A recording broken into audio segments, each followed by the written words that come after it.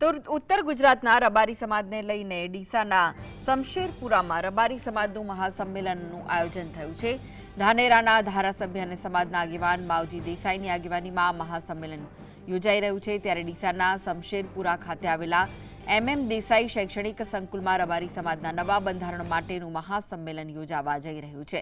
આ મહાસંમેલનમાં સમાજના 50,000થી વધુ લોકો માટે જમવાની વ્યવસ્થા કરાઈ છે।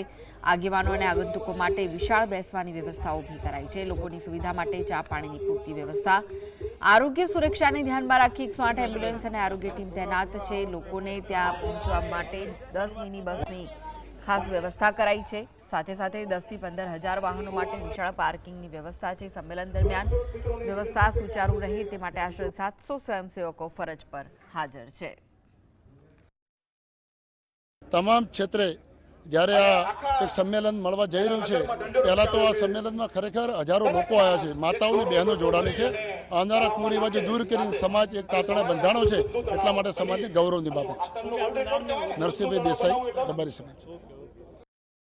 સમયની સાથે ચાલવા માટે જે શિક્ષિત સમાજો આગળ વધી રહ્યા છે, એ સમાજોની હરોળમાં આપણો સમાજ જાય એના માટે ખર્ચા ઓછા થાય, દેખાદેખી ઓછી થાય, વ્યસન મુક્ત થાય અને દરેક એક સરખા પ્રસંગો સમાજના થાય તો બધી જ સમાજ ખુશ રહે। એના માટેના બધા લગ્ન પ્રસંગ, મરણ પ્રસંગ, આ બધા ખર્ચા ઓછા થાય એ જાતનું કાર્ય કરવા માટે આજનું સંમેલન છે। તો ડીસાના શમશેરપુરામાં રબારી સમાજનું ઐતિહાસિક સંમેલનનું આયોજન કરાયું છે। સમાજના નવા બંધારણ માટે આ મહાસંમેલન યોજાયું છે। ધાનેરાના ધારાસભ્ય માવજી દેસાઈની આગેવાનીમાં મહાસંમેલનનું આયોજન કરવામાં આવ્યું છે। રબારી સમાજના સર્વાંગી વિકાસ, એકતા અને નવા બંધારણ પર ચર્ચા કરવામાં આવશે। નવું બંધારણ લાવવામાં આવશે। શિક્ષણ, સામાજિક એકતા, આર્થિક વિકાસ, સાંસ્કૃતિક વારસાને મજબૂત બનાવવાના પ્રયાસો કરાશે। સમાજના ખોટા રિવાજો, કરોડોના ખર્ચાને દૂર કરવા સહિત પ્રગતિશીલ નિર્ણયો પર ચર્ચા થશે। ડીસાના શમશેરપુરામાં રબારી સમાજનું ઐતિહાસિક સંમેલન ભરાયું છે, જેમાં 50,000 જેટલા લોકો ઉપસ્થિત રહેવાના છે।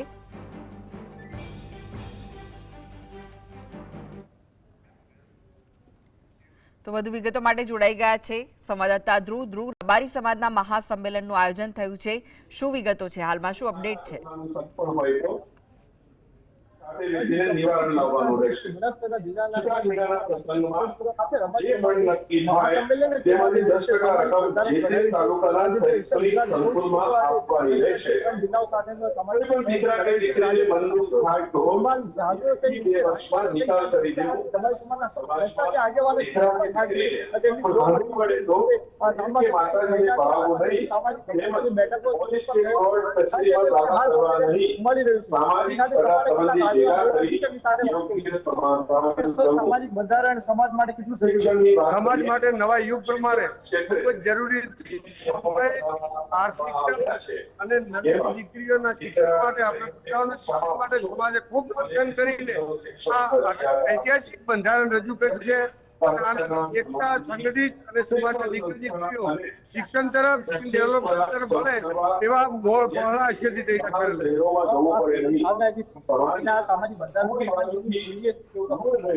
આવનાર પેઢી એટલે સારા હતા, સાચા હતા, પરંતુ જે બદલીઓ પૂછે છે, મોટી પ્રથાઓ પૂછે છે, એ દૂર કરીને દુનિયા સાથે કઈ રીતે ચાલી શકાય એવું એક આધુનિક બંધારણ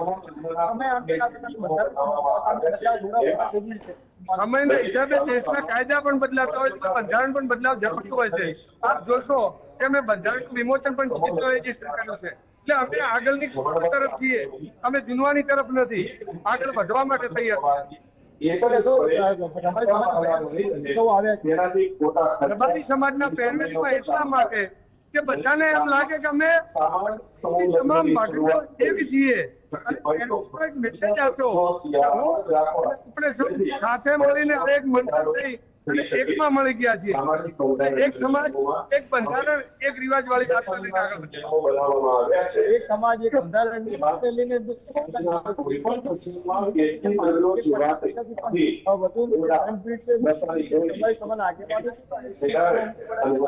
પણ પ્રકારની ચીજ વસ્તુઓ વાપરવી નહીં। આધુનિક સમયમાં ચાલતા બોક્સ જેવા દૂષણોથી સદંતર દૂર રહેવું જી. પ્રયત્નો દરેકે કરવા અને આ કારણોસર પ્રસંગના જે નિયમો બનાવવામાં આવ્યા છે મરણ પ્રસંગે જી જી આભાર ધ્રુવ માહિતી આપવા માટે.